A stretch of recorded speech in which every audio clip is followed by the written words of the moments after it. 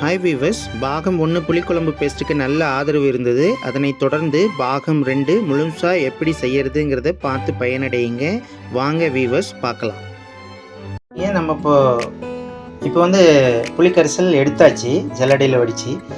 இன்னொரு முறை இந்த புளியை என்ன பண்ணலாம், கையில் ரொம்ப புளியாமல் எடுத்து வச்சுருக்கேன். இந்த ஏற்கனவே 1/2 டம்ளர் தண்ணி மிச்சம் வச்சுருந்தோம் இல்லையா 2 டம்ளரில், அந்த 1/2 டம்ளர் தண்ணியை இந்த 2வது முறையாக இந்த புளியில் விட்டு இதை கலக்கிறோம். இதையும் ரொம்ப புளியக்கூடாதுங்க, ஓரளவுக்கு கையில் இப்படி கிளறி விட்டு அதில் நம்ம எடுத்தாலே போதுமான அளவுக்கு புளிப்பு இதில் வந்துடும். நல்லா பார்த்துக்கோங்க, ரொம்ப பிடிச்சி கையில் நசுக்க வேண்டாம். நசுக்கினீங்கன்னா அதோடைய இதாகும். மெதுவாக அப்படியே நசுக்கினாலும் நம்ம பஞ்சு போல் அப்படி பிடிச்சி விட்டோம்னா அதில் இருக்கிற புளிக்கரைசல் உள்ளே இருக்க அந்த கசப்புத்தன்மை வராமல் வரும், இல்லைன்னா கசப்புத்தன்மை வந்துடும். இது நார்மலாக எல்லாத்துக்கும் ரசம் வைக்கிற பொழுது கூட இந்த மாதிரி தாங்க புளியை வந்து நம்ம எடுக்கணும். சில பேர் ரசம் வைக்கும்போது நல்ல புளிக்கரைசல் நிறைய வந்தால் தான் ரசம் வரும்னு பிடிச்சி அழுத்தி வச்சுருவாங்க. ரசம் வந்து கசப்புத்தன்மையோடு இருக்கும். அப்புறம் ரசம் நீங்கள் வைக்கிற டேஸ்ட்டு வரலையே உங்கள் வீட்டில் மாதிரிம்பாங்க. அவங்க வைக்கிற பொழுது இந்த பதன் இதுதாங்க சொல்லி கொடுக்குற பொழுது நம்ம கரெக்டாக அதை புரிஞ்சுட்டு பண்ணோம்னா நல்ல ஒரு அருமையான டேஸ்ட்டு ரசமாக இருந்தாலும் கிடைக்கும், புளிக்குழம்பாக இருந்தாலும் கிடைக்கும். பார்க்கலாம் தொடர்ந்து இது அடுத்து என்ன பண்ணுறது. பார்த்தீங்களா அந்த புளியை எந்த அளவுக்கு எடுத்தோம் அப்படிங்கிறது. இப்போ பாருங்கள், எல்லாம் முடிஞ்சதுக்கப்புறம் இவ்வளோ தான் நமக்கு முடிஞ்சிருக்கு. புளி பாருங்கள் இந்த மாதிரி இருக்குது, புளிக்கரைசல் இந்த அளவுக்கு வந்திருக்கு. இந்த புளியை தூக்கி அப்படியே போட்டுற வேண்டாம். வீட்டில் வந்து பித்தளை பாத்திரமோ செம்பு பாத்திரமோ, இப்போ இங்கெல்லாம் எங்கள் வீட்டில் செம்பு வந்து இந்த மாதிரி தாமிரத்தில் இருக்கிறத யூஸ் பண்ணுறோம். இங்கே பாருங்கள், இங்கேயும் ஒரு செம்பு இருக்கும். இந்த மாதிரி யூஸ் பண்ணுறதுக்கு நம்ம பாத்திரம் விளக்குறதுக்கு இந்த பீதாம்பரி பவுடர் வாங்காமல் இதான் முக்கால்வாசி பேர் இப்போ வாங்குறாங்க. இந்த புளியை வச்சு அப்பப்போ நம்ம வந்து இதை க்ளீன் பண்ணி வச்சுக்கலாம். ஆனால் புளியில் அந்தளவுக்கு நமக்கு அந்த புளிப்புத்தன்மையினால் சிட்ரிக் இருக்கிறனால இந்த நல்லா அழகாக இது விளக்குற பொழுது, இப்போ இது விளக்கி ஒரு 4-5 நாளைக்கு மேலே ஆச்சுங்க. விளக்குனா இது நல்ல ஒரு கலர்ஃபுல்லாக கிடைக்கும். அதனால் இந்த வேஸ்ட்டுன்னு சொல்லி இதை தூக்கி எறிய வேண்டாம், தனியாக இந்த மாதிரி எடுத்து வச்சுக்கோங்க. 2-1 நாளுக்குள்ளே நம்ம வேறு பாத்திரங்கள் விளக்குற பொழுது இதை யூஸ் பண்ணிக்கலாம். இப்போ இதை அரைக்கிறதுக்காக ரெடியாக இருக்குது மிக்ஸி. இப்போ இந்த மிக்ஸி ஜாரில் நம்ம சின்ன ஜார் நான் எடுத்திருக்கேன், அதனால் 2 முறை போட வேண்டியதாக இருக்கும். இதை வந்து நம்ம இதில் போட்டு நல்ல பொடியாக, அதாவது ரொம்ப நைஸாகவும் வரக்கூடாது பொடி, ரொம்ப கரக்கரப்பாகவும் இருக்கக்கூடாது, ரெண்டுக்கும் மீடியமாக இருக்கக்கூடிய ஓரளவுக்கு கரக்கரப்போடு இருக்கிற மாதிரி அரைச்சிக்கணுங்க. அதில் கரக்கரப்பாக கொஞ்சம் முன்னாடியே கொஞ்சம் பொடி எடுத்து வச்சுக்கணும், நைஸாகவும் இருக்கணும், அந்த மாதிரி பார்க்கணும். நான் இப்போ அரைச்சி காட்டுறேன் பாருங்கள். அதில் கொஞ்சம் கரகரப்பாக இருக்கிறத நம்ம வந்து புளி சாதம் பெரட்டும் போது அதில் உள்ளே போட்டுக்கலாம். அதுக்காக இப்போது இது வந்து அரைச்சிடலாம் பாருங்கள். இப்போ மிக்சியில் போட்டாச்சுங்க, 2 முறை பிடிக்குன்னு பார்த்தேன், ஒரே முறை தான் வருது. ஸோ அதை போட்டுட்டு மிக்சியில் இப்போ நம்ம கேர்ஃபுல்லாக இதை அடிக்கலாம். மிக்சியில் பார்த்து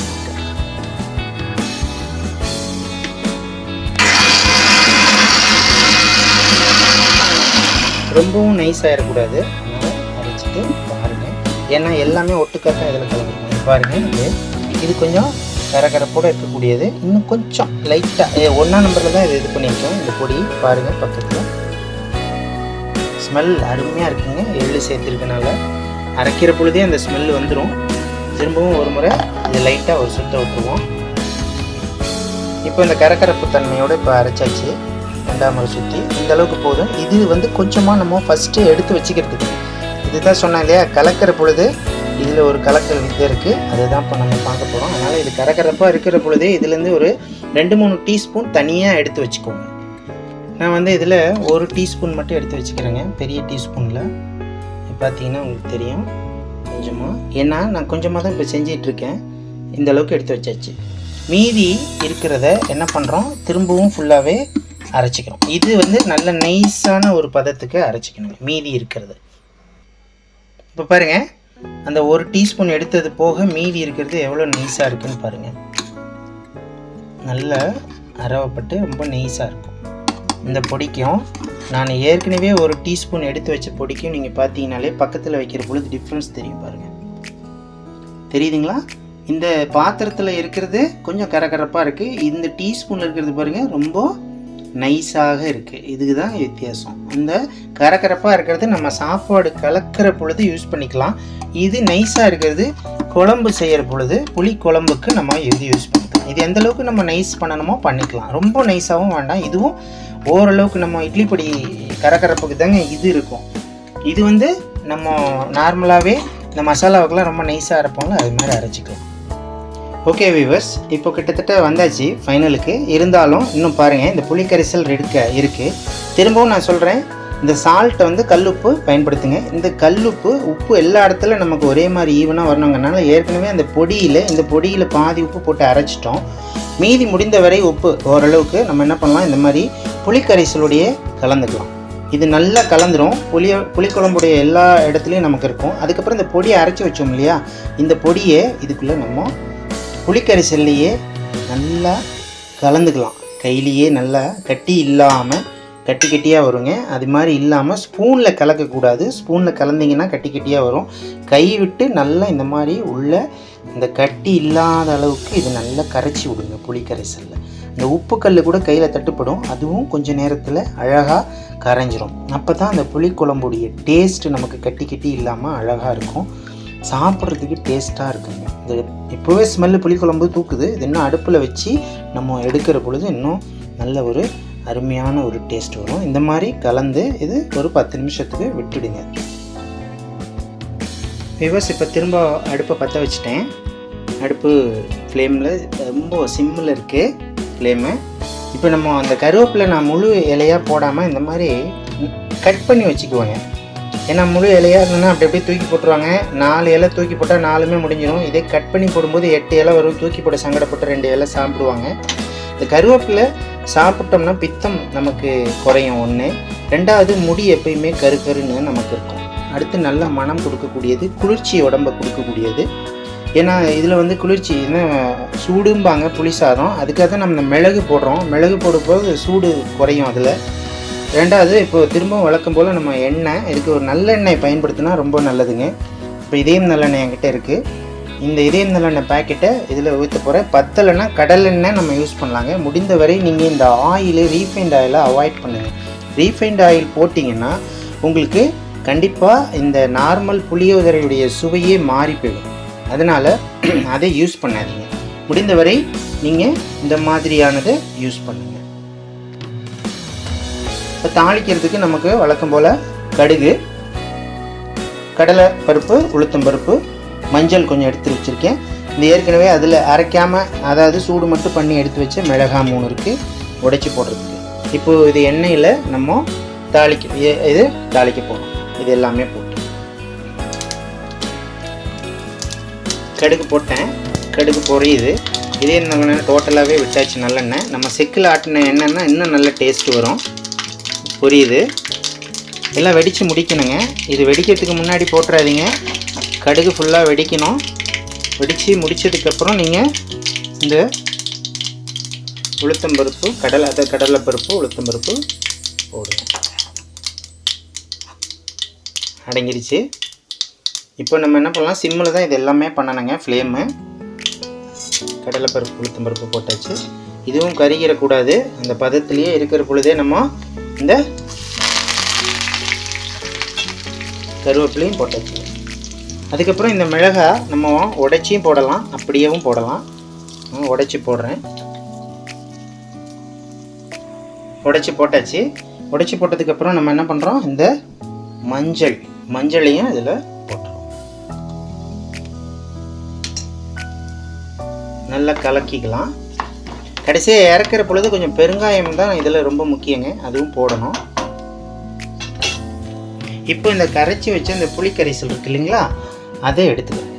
அதை எடுத்து ஃபுல்லாக இது வந்துச்சு பதனுக்கு. இப்போ இதில் அப்படியே விட்டுக்கலாம்.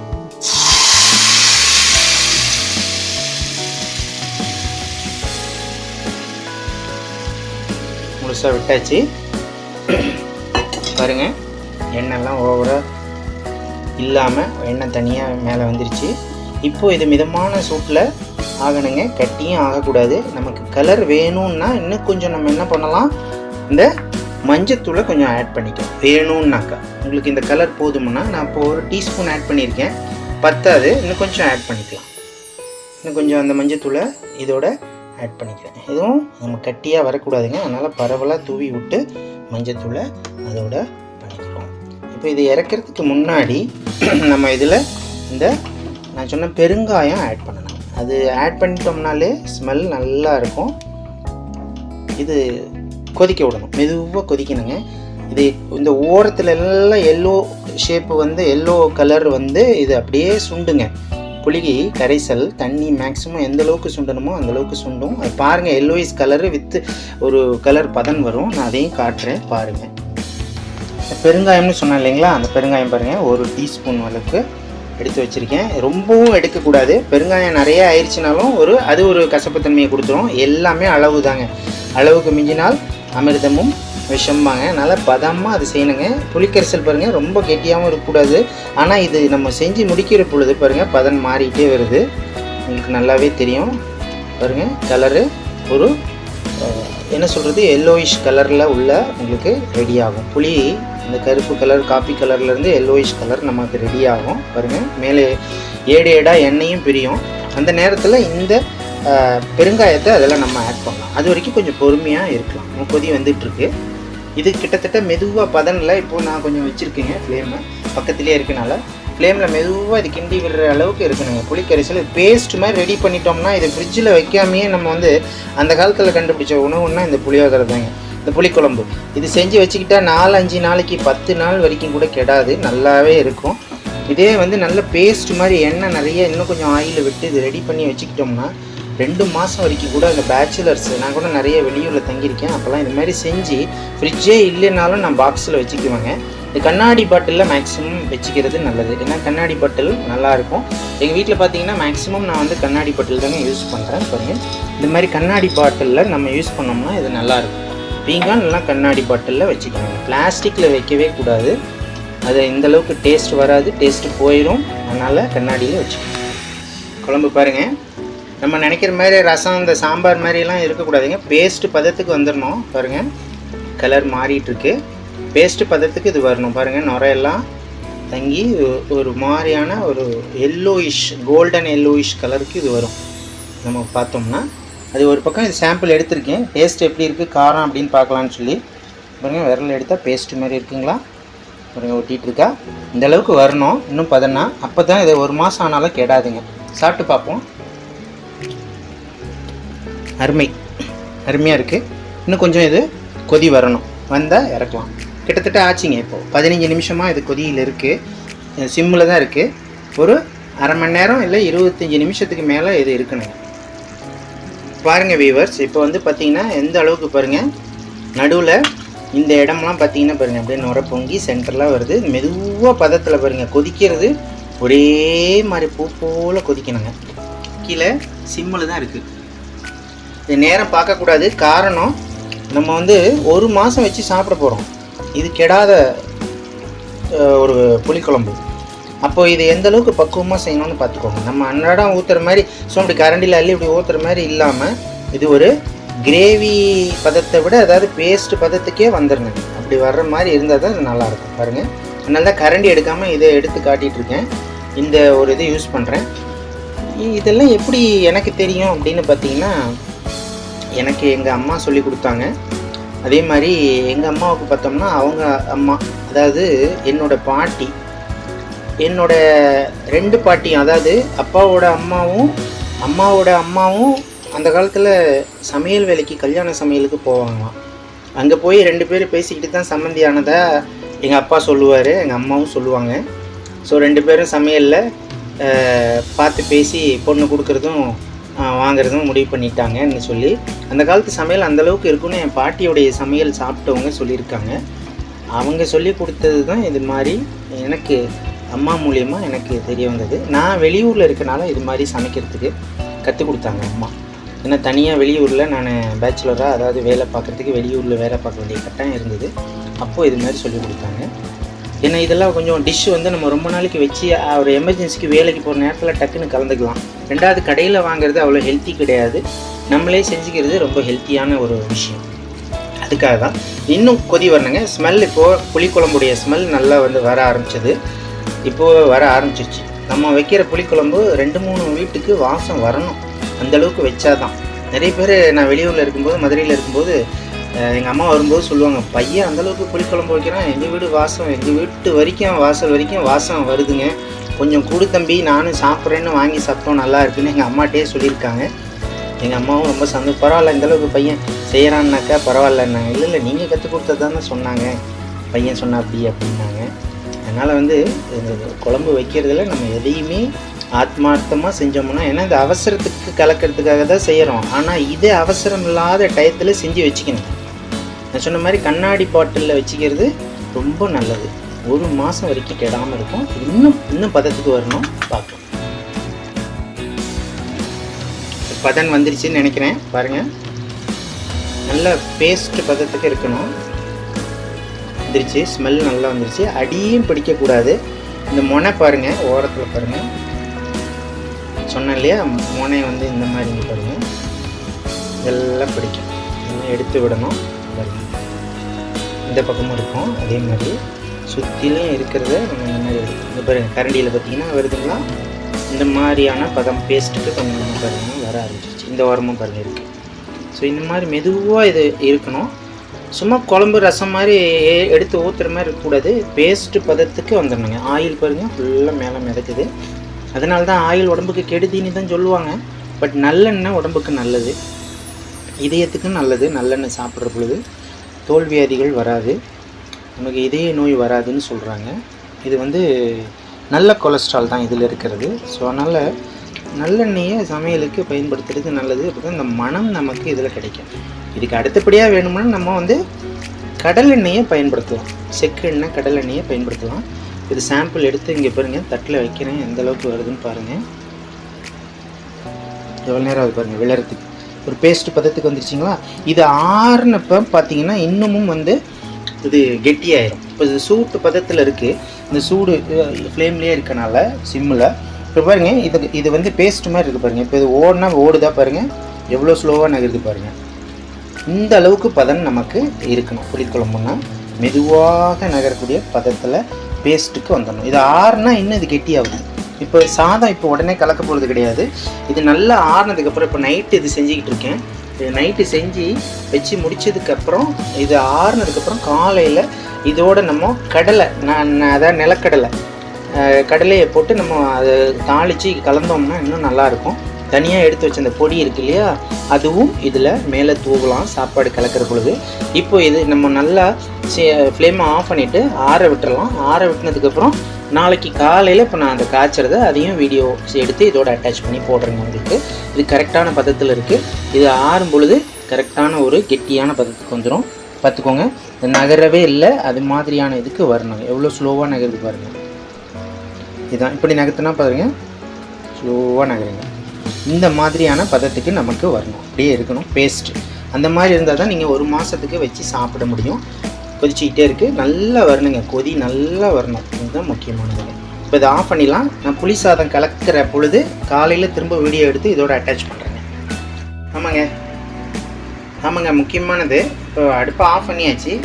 இதில் கொஞ்சம் வெல்லம் வேணும்னா ஆட் பண்ணலாம். கொஞ்சமாக ரொம்ப கம்மியான நாட்டு வெல்லத்தை ஆட் பண்ணலாம், இல்லாமையும் இருக்கும். ஏன்னா நீங்கள் இதை ஆட் பண்ணி பார்த்தீங்கன்னா இந்த டிஃப்ரென்ஸ் தெரியும். இப்போது இதை ஆஃப் பண்ணியாச்சு. ஆஃப் பண்ணிவிட்டு இதை நல்லா மூடி வச்சிடணும். கொஞ்சம் காற்று போகிற மாதிரியான தட்டை மூடி வைங்க. ஆறுனதுக்கப்புறம் வேறு பாத்திரத்துக்கு நம்ம மாற்றி வச்சுக்கலாம், இல்லை பாட்டிலில் அடைச்சி வச்சுக்கலாம். வீவர்ஸ், இப்போ இந்த நிலக்கடலை காலையில் வாங்கியாச்சு. இப்போ இது வந்து ஏற்கனவே வரும் நிலக்கடலை தான், இருந்தாலும் சரியாக கடையில் இந்த கிரிப்ஸினஸ் சில கடையில் வறுத்தா நல்லாயிருக்கும், இது கொஞ்சம் வறுத்தா நல்லா இருக்குங்கிறதுனால கொஞ்சம் கிரிப்ஸினஸ் வரதுனால இதுக்கு மீடியம் சிம்மில் வச்சு இது பண்ணிகிட்ருக்கோம். நேற்றுக்கு பண்ண புளிக்குழம்பு பாருங்கள், எவர் சில்வர் பாத்திரத்தில் எடுத்து வச்சுருக்கேன் பாருங்கள். அதோடைய மிச்சம் இங்கே இருக்குது. இது பாருங்கள், இப்போ ஸ்பூன்லேருந்து வருதான்னு பாருங்கள், வராது. அந்தளவுக்கு இருந்ததுன்னா 1 மாதம் வரைக்கும் பாருங்கள் எப்படி இருக்கும். பேஸ்ட் சூப்பராக இருக்குங்களா? இந்த மாதிரி வரணும். இப்போ பார்க்கலாம், கலக்கலாம் சாப்பாடு. இது வறுத்து முடிச்சதுக்கப்புறம் இதோட தோல் சீவி இது பண்ணிடணும். தோல்லாம் எடுத்துடணும். எடுத்துகிட்டு போட்டோம்னா நல்லா சவுண்டு போடணும். இந்த மாதிரி நல்லா பாருங்கள், ஆவி பறக்குது, சூடாக இருக்கிறது உலர விட்டுருணும். நல்லா அது இந்த சூடுலாம் போயிடணும். அதுக்கப்புறம் எடுத்து கலக்கணும். இந்த கலக்கிற சாப்பாட்டில் போடுறதுக்கு இந்த கடலை, பச்சை கடலை வாங்கி வறுத்தது ரெடியாக இருக்குங்க. திரும்ப கொஞ்சம் கருவேப்பிலை, மிளகாய் போட்டு பாருங்கள். இந்த மாதிரி இருந்தது வறுத்து இந்த மாதிரி கொண்டு வந்தாச்சு.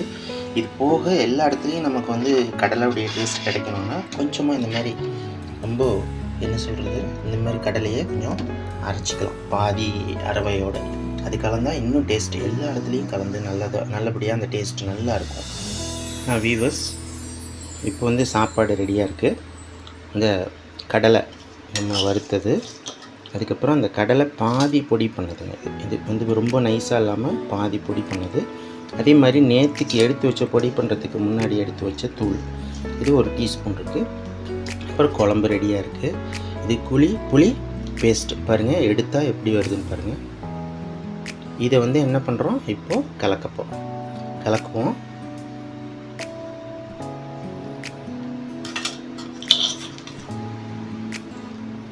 இது போட்டுக்கிறோம், இந்த தூளும் போட்டுக்கிறோம். எல்லா இடத்துல படுற மாதிரி போடணுங்க. அதுக்கப்புறம் இந்த கடலை பொடி பண்ணி வச்சது துவைக்கணும். நல்லா இந்த மாதிரி கையாலேயே இது பரட்டிக்கணுங்க. கையால் பரட்டினா தான் நல்லா வரும், டேஸ்ட்டு சூப்பராக வரும். செஞ்சதில் நேற்றுக்கு கலந்து அந்த வானொலி சட்டியில் இருக்கிறதே இதுக்கு போதுமான அளவு இருக்குங்க. இதுலேருந்து 1 ஸ்பூன் வரப்போம், அதுதான் மிச்சம் இருக்குது.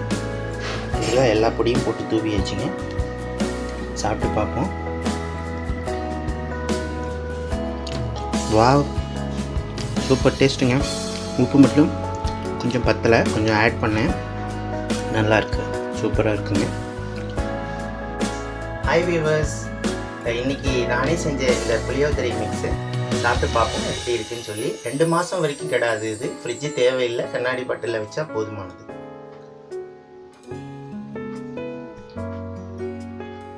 வாவ், சூப்பர், சொல்ற முடியாத அளவுக்கு டேஸ்ட் இருக்குங்க. கோயிலில் கொடுக்குற புளியோதரை ஈடு கொடுக்குற அளவுக்கு இருக்குது. அருமையாக இருக்குது. நல்லெண்ணெய் விட்டுருக்கனால, எள் எல்லாம் போட்டு வீட்டிலேயே செஞ்சனால இந்த பேஸ்ட்டை 2 மாதம் வரைக்கும் நம்ம வீட்டில் வச்சு எப்போ வேணுமோ அவசரத்துக்கு கலந்துக்கலாம். பொறுமையாக இது வரைக்கும் 40 நிமிஷம் பார்த்த வீடியோவை பார்த்த எல்லா வியூவர்ஸுக்கும் நன்றி, வணக்கம். ஆனால் இந்த 2 மாதம் நம்ம செஞ்சு வச்சுக்கலாம் அப்படிங்கிறதுக்கு 40 நிமிஷம் அலாட் பண்ணி ஒரு முறை பார்க்குறதுல தப்பு இல்லைன்னு எனக்கு தோணுது. உங்களுடைய கமெண்ட்ஸ் எதாவது இருந்ததுன்னா போடுங்க. பதம் எல்லாமே தெரியணுங்கிறதுக்காக தான் வீடியோ இவ்வளோ லாங்காக இருக்குது. நன்றி, வணக்கம். பாகம் 2 பார்த்த அனைத்து நேயர்களுக்கும் நன்றி, வணக்கம். அதே மாதிரி பாகம் 2 முதல் முறையாக பார்க்குற வியூவர்ஸ் பாகம் 1 என்னுடைய இதில் யூடியூப் சேனலில் சர்ச் பண்ணி பாருங்கள். முழுசாக ஆரம்பம் முதல் முடிவு வரை பாகம் 1, 2 ரெண்டையும் பார்த்து பயனடையுங்க. நன்றி, வணக்கம்.